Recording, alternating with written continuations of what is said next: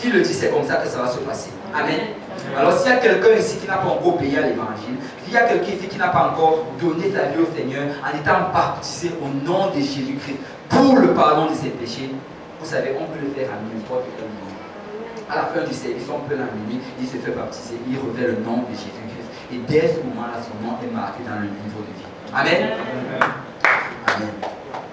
Donc là, Jésus lui demande d'aller. Et là, maintenant qu'il revêt le nom de Jésus, c'est là que les vrais problèmes commencent.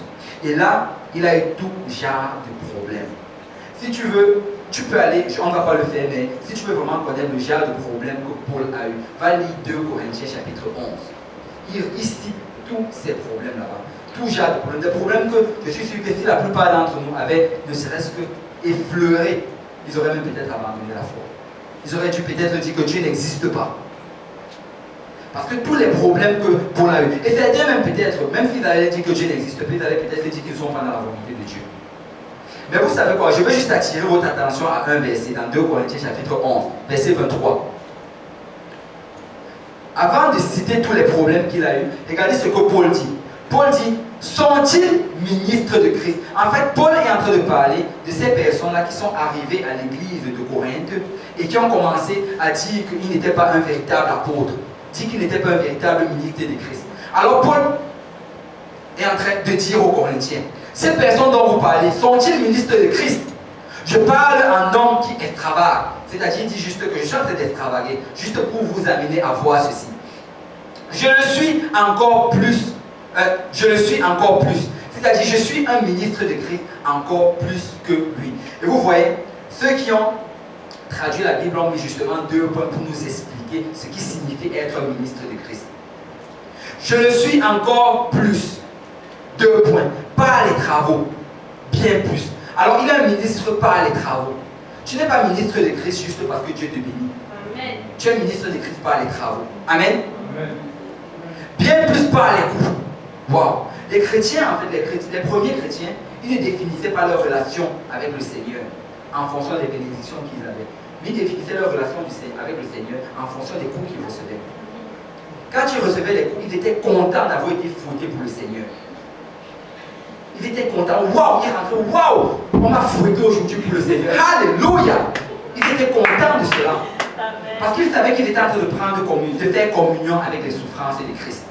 Vous savez, on a envie de faire communion avec la gloire de Christ. Mais est-ce que vous savez que tu ne peux pas faire communion avec la gloire de Christ si tu ne fais pas communion avec les souffrances? Tu vas devoir passer par ces souffrances. Alors les premiers chrétiens avaient compris cela. Et alors ils disaient que je suis même plus ministre que par les coups. On m'a plus fouetté que. Et vous savez, je n'ai jamais vu quelqu'un qui est venu nous raconter ici que waouh, aujourd'hui on m'a insulté à mon école, aujourd'hui on s'est moqué de moi. Alléluia, je suis un ministre de Christ. Alors que c'est comme ça en fait qu'on devrait faire. On vient toujours dire, oh j'ai été béni, on m'a donné, on m'a envoyé, telle personne m'a donné ceci, tel. Non, non, ce n'est pas ça être ministre de Christ. Être ministre de Christ, c'est pas les coups. Bien plus par les emprisonnements. Souvent en danger de mort. Et là, il commence à citer toute la liste des choses qu'il a traversées. Il dit que c'est à cause de cette tribulation-là qu'il est ministre de Christ. C'est à cause de ça qu'il est ministre de Christ. Et Paul, en fait, il est en train de leur dire ceci, juste pour définir son ministère. Que son ministère, en fait, est défini sur les persécutions. Parce que souvent, on a cette mauvaise perception et on croit que si on sert bien le Seigneur, Dieu va nous protéger de l'opposition. Dieu va nous préserver de la maladie. Dieu va nous donner en abondance. Non, ce n'est pas ça. Et certains enseignent même cela. Ils te disent que s'ils voient comment Dieu te bénit, ça veut dire que, wow, que tu es vraiment agréable, que tu fais un bon service à Dieu. C'est tout le contraire. Ce n'est absolument pas ça. Bien sûr, le Seigneur dit qu'on va prospérer. Amen. Amen. Nous allons prospérer en toutes choses. Notre âme va prospérer. Nos biens vont prospérer. Mais il faut que tu comprennes quelque chose, que la prospérité avec le Seigneur, ce n'est pas la même prospérité que le monde est en train d'enseigner aujourd'hui. La prospérité avec le Seigneur, ce n'est pas une prospérité matérielle. La prospérité avec le Seigneur, c'est une prospérité spirituelle. Le Seigneur veut que tu prospères spirituellement. Il va te bénir, il va pourvoir à tes besoins. Mais ce que lui définit comme prospérité, c'est spirituellement. Rappelez-vous quand Joseph est arrivé en Égypte. qu'il arriva en Égypte après avoir été vendu par son frère. Il était dans la maison de Potiphar, il était esclave, mais la Bible dit que Joseph prospérait. Il était en train de prospérer. Quelqu'un est esclave, mais la Bible dit qu'il prospère. Parce que c'est ça la prospérité selon le Seigneur. Et selon Dieu, la prospérité en fait dans ta vie, pour toi, c'est quand tu es dans la volonté du Seigneur. Si tu fais la volonté du Seigneur, alors tu prospères. Tu es en train de prospérer. Même si tu n'as pas d'argent, même si ton compte bancaire est vide, même si tu n'as pas de maison, même si tu n'as même pas de quoi manger, même si ton frigo est vide, même si tu te sens pauvre, même si tu es malade, laisse-moi te dire que si tu es dans la volonté du Seigneur, tu es dans la prospérité. Tu es une réussite selon les yeux du Seigneur. Le Seigneur te voit, il est content de voir ce que tu es en train de faire. Amen. Alors tu prospères. Dis à ton voisin, tu prospères. Tu ne dois pas évaluer ta marche avec le Seigneur sur la base des bénédictions spirituelles. C'est tout le contraire.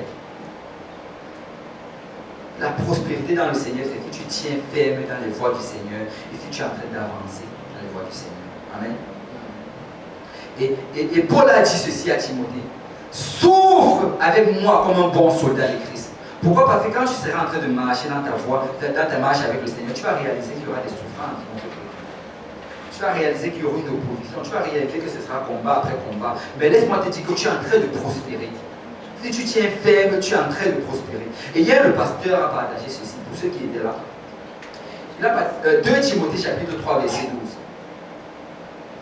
La Bible dit: oh, tous, on n'a pas dit quelques-uns. 2 Timothée chapitre 3, verset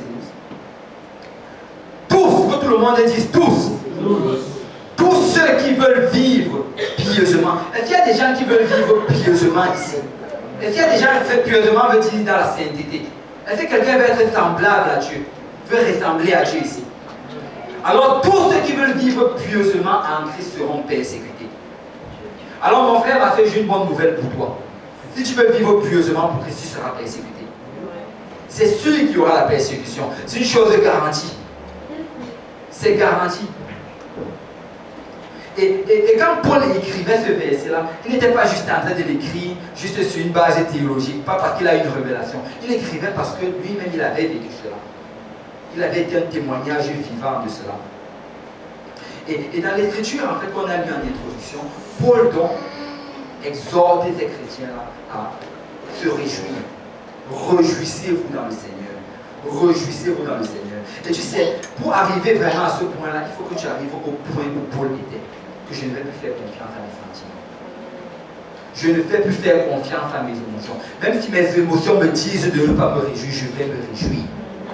Même si mes émotions me disent que je dois être en train de pleurer, je vais être en train de louer. Même si mes émotions me disent que non, je ne dois plus aller à l'église, je vais quand même aller à l'église. Même si mes émotions me disent que non, en ce moment, si tu dois juste te coucher et dormir en pleurant, je vais me lever et louer le Seigneur, et l'adorer, et battre mes mains, et célébrer. Parce que je sais qu'il est digne d'être loué, je sais qu'il est digne d'être adoré, je sais qu'il est digne d'être célébré. Alléluia! Nous devons arrêter de marcher selon nos émotions, mais nous devons commencer à marcher selon la parole de Dieu. Nous devons marcher selon la parole de Dieu. Et dans Philippiens chapitre 1, verset 12, Paul dit: je veux que vous sachiez, frères, que ce qui m'est arrivé a plutôt contribué au progrès de l'évangile. Chacune des choses qui nous arrivent, ça contribue au progrès de l'évangile. Le Seigneur ne permet pas que les choses t'arrivent pour rien. Il permet que les choses t'arrivent parce que ça va faire progresser l'évangile. Ça va faire progresser l'évangile. En effet, dans tout le prétoire et partout ailleurs, nul n'ignore que c'est pour Christ que je suis dans les liens.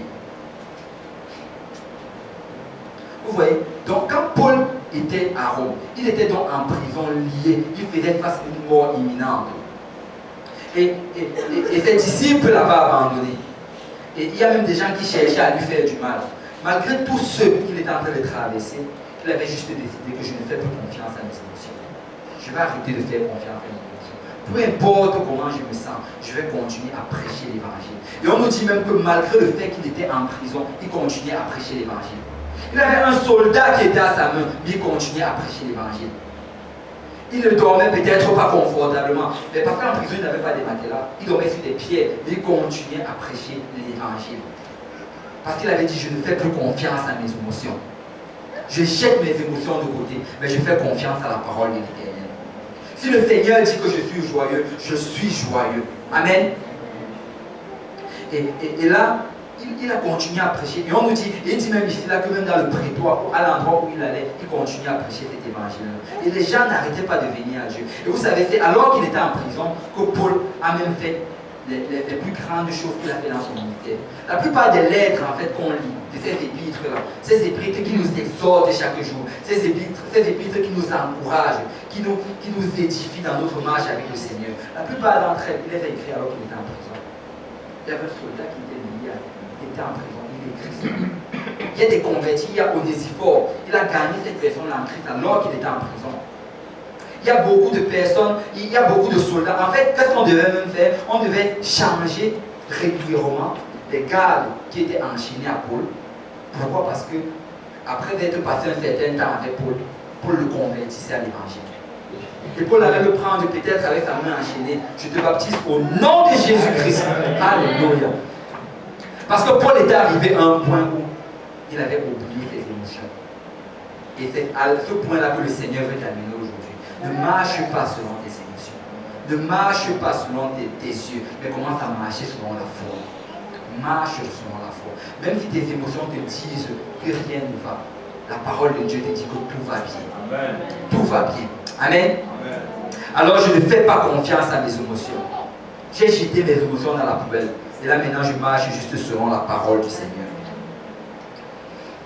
Et donc au plus profond de sa prison, il a continué à bouger, il a continué à œuvrer, il a continué à faire ce que le Seigneur l'appelait à faire. Et dans Philippiens chapitre 4, verset 22, à la fin de sa lettre qu'il envoie aux gens de Philippe, il dit, tous les saints vous saluent, et principalement ceux de la maison de César.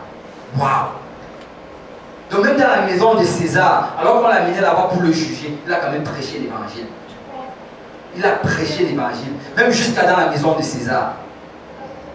Et vous savez, il ne faut pas en fait que les liens définissent la manière à laquelle on va servir le Seigneur.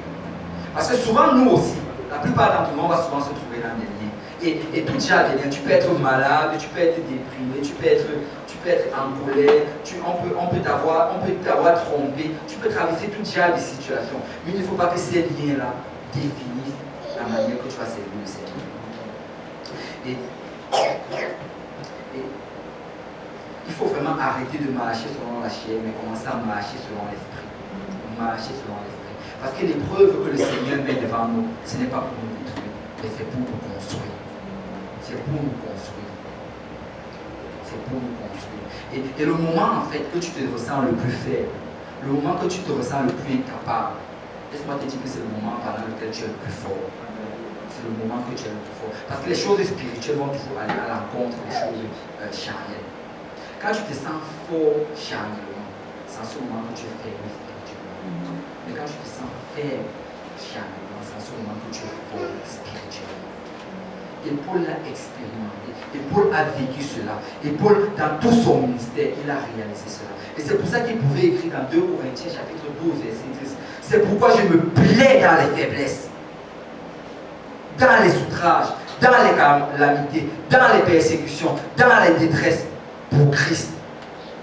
Vous voyez, il précise bien pour Christ. Parce que si tu t'embarques dans des choses que le Seigneur ne t'a pas appelé à faire, c'est que là, ça va être un problème pour toi.